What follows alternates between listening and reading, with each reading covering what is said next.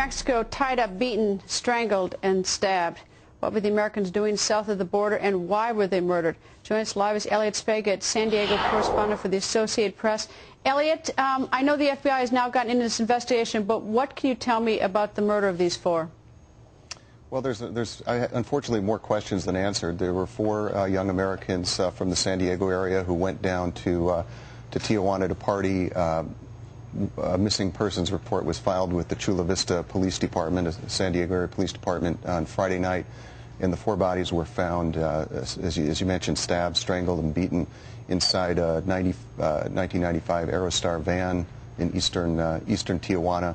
This is sort of the hallmarks of some of the brutal slayings that have occurred in Tijuana over the last couple of years.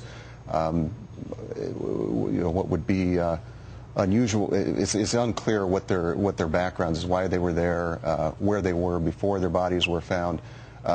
Number of different sort of conflicting statements have been made, but the question is whether they were linked in any way to the drug trade, as some of the Mexican authorities have implied and said, but we really can't confirm that yet. All right. When they left, I understand two of them, though, said that they were going to go party, have a good time. So it's, I mean, that might mitigate against the suggestion that they were part of the drug trade, right? Maybe. Yeah, I mean, they weren't the certain, typical. But maybe.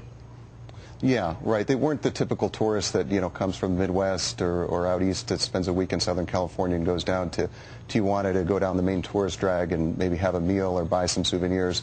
These were kids, and I say kids because they were about I think late 19, 20, 21 years old, who spent a lot of time in Tijuana. One of the fathers said his daughter was born in Tijuana and used to go down there a lot to party. So they were comfortable in Tijuana, and that's the case. Chula Vista is a city with a lot of Mexican Americans, many of whom have escaped the violence. Some of them just have a lot of family ties and friends in Mexico and move back and forth across the border quite frequently.